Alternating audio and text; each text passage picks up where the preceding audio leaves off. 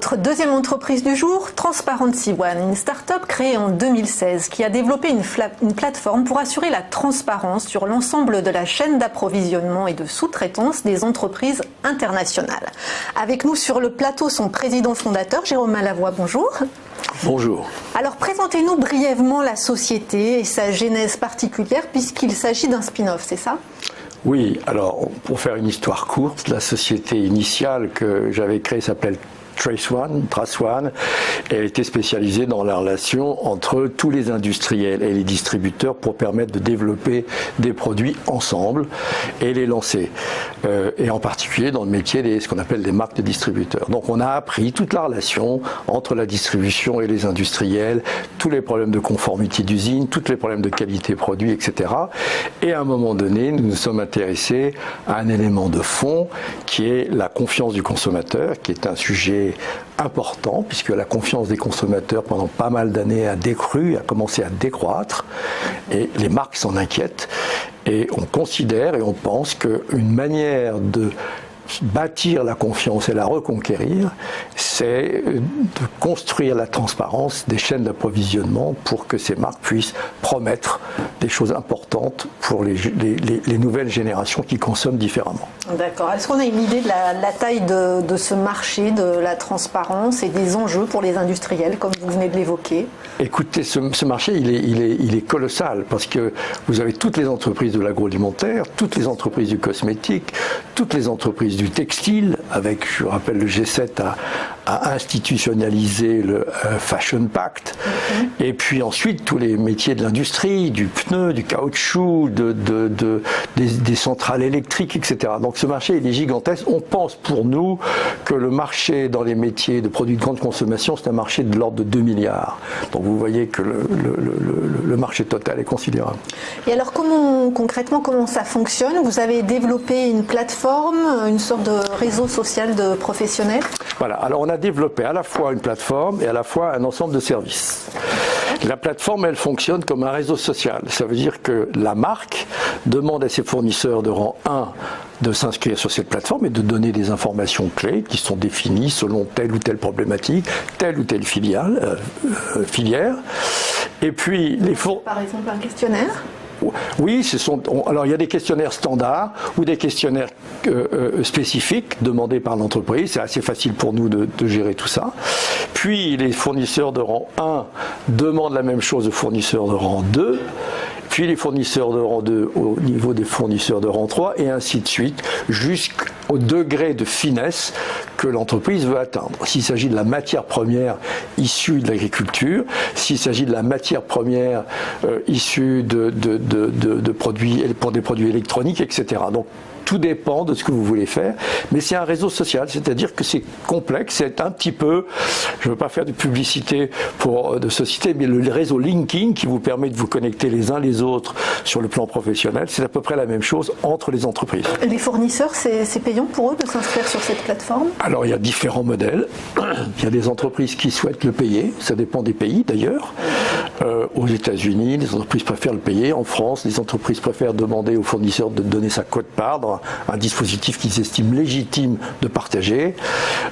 Et nous avons, institué, mis en place un modèle économique qui est un prix extrêmement bas pour une entreprise, puisqu'on demande 350 € par an pour une entreprise, enfin pour un site industriel, pour s'abonner à ce type de plateforme et communiquer avec ses clients, quels qu'ils soient. Oui, mais alors Laurent, là je vais me faire l'avocat du diable, Laurent 15 qui fait de l'agriculture en Afrique ou dans des pays en développement, 350 €, ça reste cher.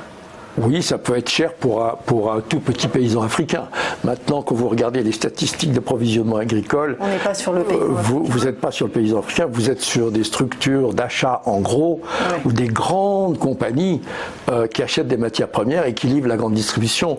Donc, les entreprises comme Cargill, comme Dreyfus, gèrent l'ensemble des supply chains et sont capables de faire payer 350 € pour un Honnêtement, c'est rien du tout.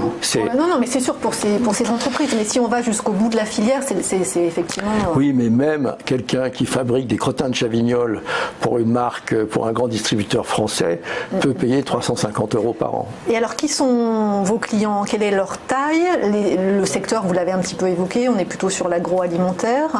Alors, nous, on est... Les zones géographiques. Alors on est d'abord déjà sur beaucoup plus de secteurs. On est sur tout l'agroalimentaire, tous les cosmétiques, l'ensemble des produits textiles et sur le plan géographique, on est pas mal déjà comme secteur. Oui, c'est déjà. Mais on commence à travailler pour des groupes industriels dans le domaine du pneu, par exemple, dans le domaine de la centrale électrique, etc. Mais l'essentiel de notre activité, c'est ça. Et on est obligé même d'avoir une couverture géographique mondiale, parce que les chaînes d'approvisionnement, c'est pas une chaîne, on peut pas dire je vais faire les chaînes d'approvisionnement en France. Oui. Ça n'existe pas. C'est toujours très international. Dans un produit chocolat, il y a 17 ou 18 pays. Dans une pizza, il y a plus de 20 pays. Donc, vous voyez, c'est compliqué. Donc, il faut être capable d'organiser la collecte de l'information et ensuite d'offrir des services. J'allais dire, est-ce que vous la vérifiez? Alors, nous, on la vérifie pas, mais nous sommes associés, dans le dispositif, nous sommes associés à un grand groupe mondial qui s'appelle SGS, qui est le numéro 1 de la certification des tests et de l'inspection, et qui est capable d'aider dans un projet la marque et notre client à aller développer des types de vérifications qui paraissent pertinentes. Et les sujets sont parfois complexes ou simples. Et alors, sans citer de nom de clients, est-ce que vous pouvez nous citer un ou deux cas pratiques de ce que Alors, je peux pas donner trop. Enfin, je peux citer quelques cas. Ouais. En France, puisque nous sommes en France, on travaille par exemple avec un groupe qui s'appelle Intermarché, que je crois beaucoup de gens connaissent, sur un certain nombre de catégories de produits, en particulier les produits bio. Aux États-Unis, nous travaillons avec le groupe Mars, qui est très connu, hein, c'est le grand concurrent de Nestlé. Et pour eux, nous avons fait toutes les chaînes d'approvisionnement du riz dans le monde. Et puis, nous travaillons dans les milieux du textile avec un distributeur américain. C'est le premier distributeur américain de produits textiles qui s'appelle Macy's, qui ont décidé d'être très pointus sur les sources d'approvisionnement au Bangladesh, en Ouzbékistan, en Chine, etc., sur leurs produits textiles, et ils considèrent que c'est un élément politique majeur pour leur marque. Et est-ce que vous avez des concurrents directs ? Alors, on n'a pas de concurrent qui ait développé une plateforme de solutions et de services aussi large que la nôtre. Nous avons des concurrents qui sont plutôt spécialistes. Alors, vous avez les spécialistes par métier, donc les spécialistes du poisson, la viande, etc. Nous, on pense qu'il faut être global, parce qu'une grande marque ne peut pas avoir 40 fournisseurs de ce type de service. Et puis, il y a des spécialistes, des fournisseurs de rang 1, où on pense qu'il faut être capable de faire toute la chaîne. Donc, globalement, on n'a pas de concurrent qui fasse le même type d'offre que nous. Il y a un concurrent un peu plus international et mondialement connu qui s'appelle IBM, mais qui ne s'est lancé que dans ce qu'on appelle le blockchain, et qui est une solution tout à fait correcte, mais qui ne répond qu'à une toute petite partie des besoins. Et qui utilise? Combien avez-vous d'utilisateurs là aujourd'hui sur la plateforme? Alors on a très peu, parce qu'on en a à peu près 10 000. Ce qui est pas mal déjà. Oui. Alors on a commencé il y a peu de temps, mais on vise 250 000, donc on a un plan de croissance très important. Alors j'allais vous demander quels sont vos relais de croissance justement pour y parvenir. Alors le marché est tellement important, et c'est un marché qui va être booming. Donc pour nous, c'est juste investir dans des équipes de vente, travailler avec nos partenaires, comme en particulier le partenaire SGS, pour développer la commercialisation. Et le relais de croissance, c'est vertical par vertical.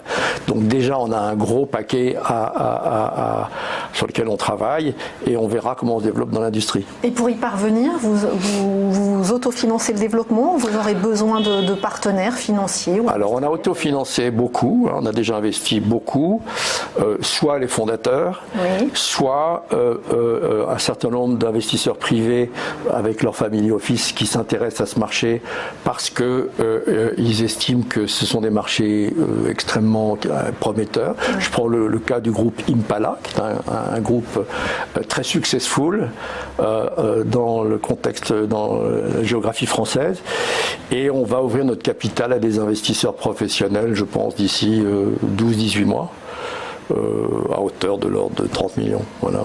Bon, mais en tout cas, on vous souhaite de parvenir à ces 300 000 utilisateurs assez rapidement. C'est quelle échéance? Je pense qu'en 5 ans, c'est bon.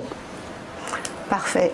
Merci beaucoup, Jérôme Malavoie. Je le rappelle, vous êtes président fondateur de Transparency One.